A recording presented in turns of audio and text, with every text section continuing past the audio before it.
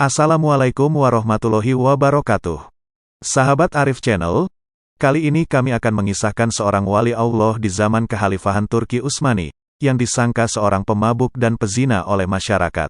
Yang mana dari kisah ini, diharapkan kita bisa lebih hati-hati dalam menilai seseorang. Karena apa yang terlihat seperti buruk, belum tentu buruk secara sebenarnya. Seperti pepatah mengatakan, jangan pernah menilai buku dari covernya. Mari kita simak kisahnya.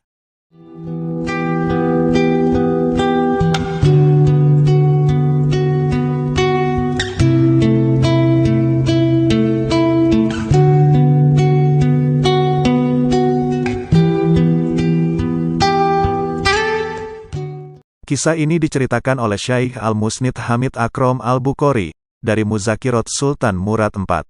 Di dalam buku hariannya, Sultan Turki Murad IV menceritakan, bahwa suatu malam dia merasakan kegalauan yang sangat, ia ingin tahu apa penyebabnya.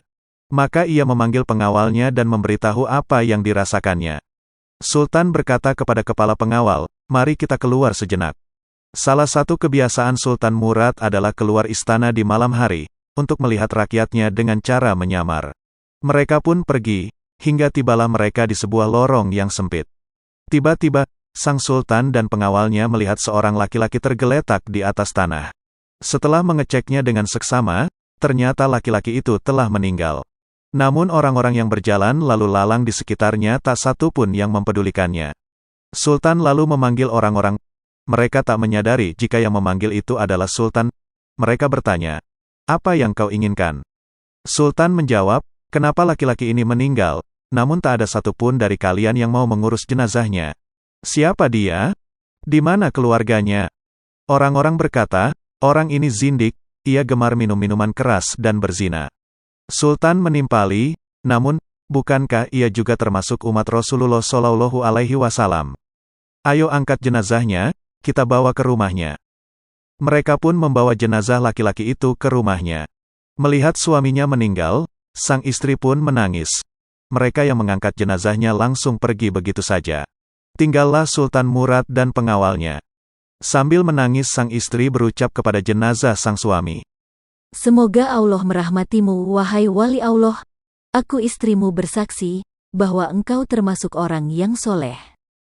Mendengar ucapan itu Sultan Murad kaget. Bagaimana bisa dia seorang wali Allah? Sedangkan orang-orang membicarakan tentangnya begini dan begitu, hingga mereka tidak peduli akan kematiannya. Sang istri menjawab, sudah kuduga pasti akan begini. Setiap malam suamiku keluar rumah, pergi ke toko-toko minuman keras. Dia membeli minuman keras dari para penjual sejauh yang ia mampu. Lalu minuman-minuman tersebut ia bawa ke rumah dan ditumpahkannya ke dalam toilet, sambil ia berkata, aku telah meringankan dosa kaum muslimin. Dia juga selalu pergi menemui para pelacur, memberi mereka uang dan berkata, malam ini kalian sudah dalam bayaranku, jadi tutup pintu rumahmu sampai pagi. Setelah itu ia kembali ke rumah, dan berkata kepadaku, Alhamdulillah, malam ini aku telah meringankan dosa para pelacur itu dan pemuda-pemuda Islam.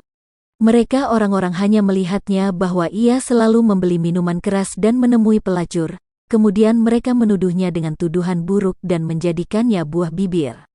Suatu kali aku pernah berkata kepada suamiku, kalau kamu mati nanti, tidak akan ada kaum muslimin yang mau memandikan jenazahmu, mensyolatimu, dan menguburkan jenazahmu. Ia hanya tertawa, dan berkata, jangan takut, bila aku mati, aku akan disolati oleh sultannya kaum muslimin, para ulama, dan para wali. Mendengar itu semua, sang sultan seketika menangis, dan berkata, benar. Demi Allah, akulah Sultan Murad, dan besok pagi kita akan memandikannya, mensyolatkannya dan menguburkannya. Demikianlah, akhirnya prosesi penyelenggaraan jenazah laki-laki itu dihadiri oleh sultan, para ulama, para wali Allah, dan seluruh masyarakat. Hikmah yang dapat kita ambil dari kisah ini adalah jangan suka menilai orang lain dari sisi lahiriahnya saja, atau menilainya berdasarkan ucapan orang lain.